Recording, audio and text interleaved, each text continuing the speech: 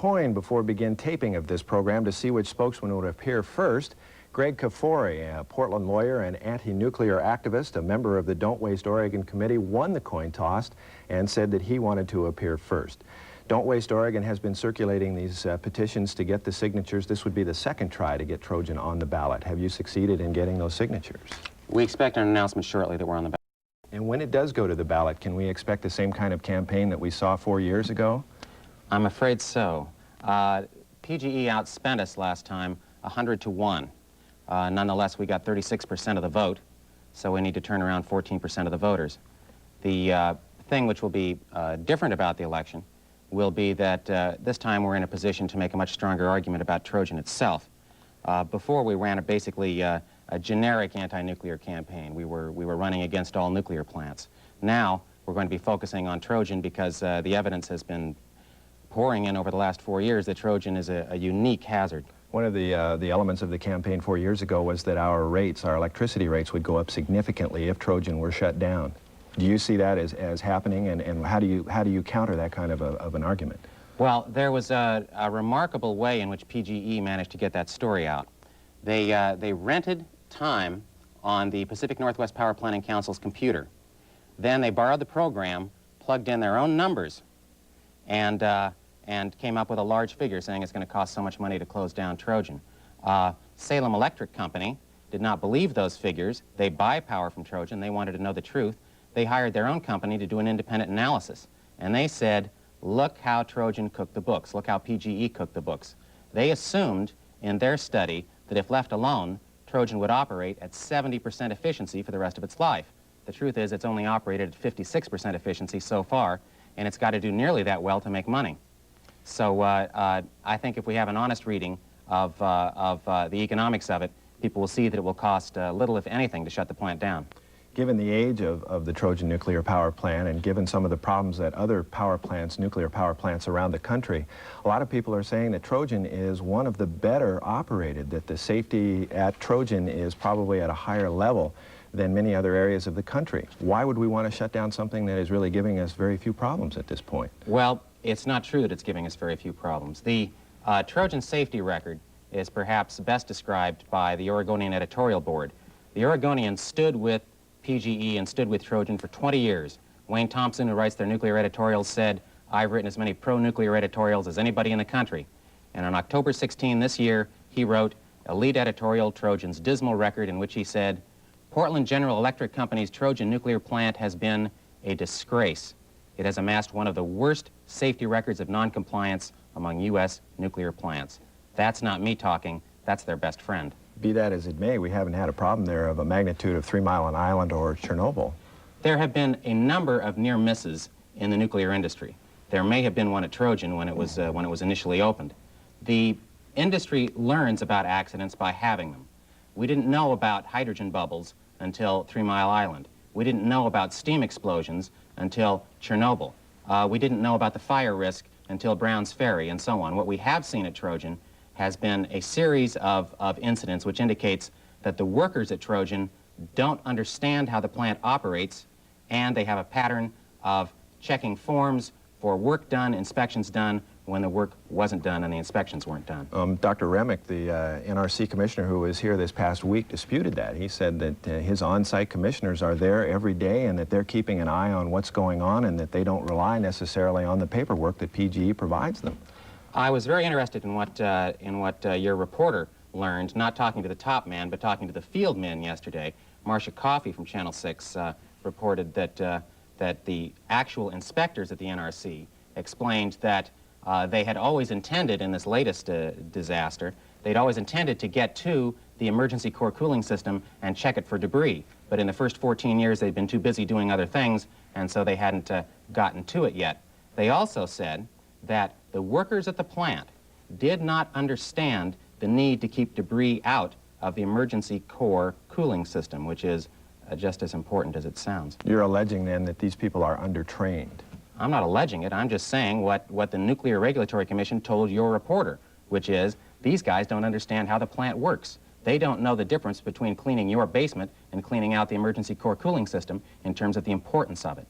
When you filed your petitions to get this initiative on the ballot in November, you said that one of the issues that you'd bring up is the fact that Trojan is not earthquake-proof. We haven't had an earthquake in this part of the country. Everyone says the big one is coming.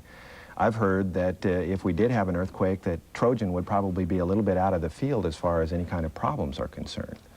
In fact, if there is an earthquake, well, there will be an earthquake. The question is when.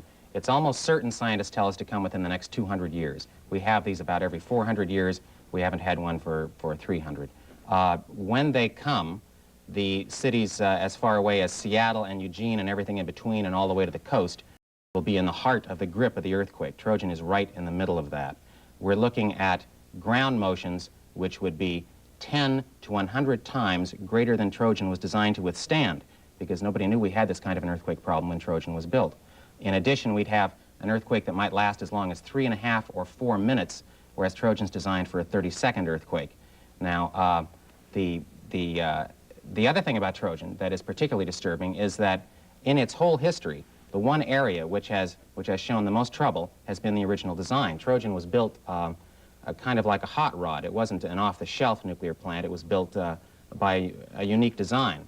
The Bechtel Corporation of California came up here and encouraged PGE to let them to build a nuclear plant for them.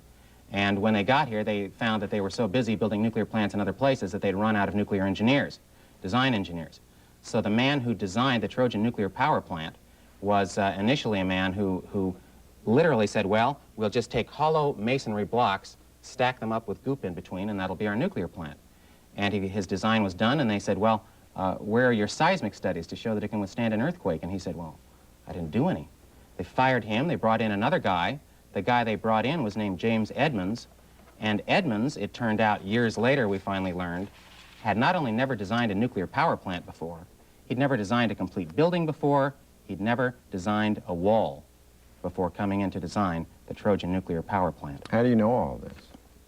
Well, that's a story, too. The plant turned out, unsurprisingly under the circumstances, to have been built all wrong. So when it was discovered that it had about half the earthquake strength that it was designed to have, it was closed down for a year by the Nuclear Regulatory Commission. And at that point, the NRC held hearings, and at the end of the hearings, the PGE sued Bechtel, the designer of the plant, saying that it was built all wrong and they wanted their $50 million back. When it came time to settle that case, PGE and Bechtel got together with the federal judge and said, Judge, what we've learned about how this plant was built should never see the light of day. We'll settle this case if you'll sign a gag order requiring everybody who knows anything about this to keep their mouth shut forever.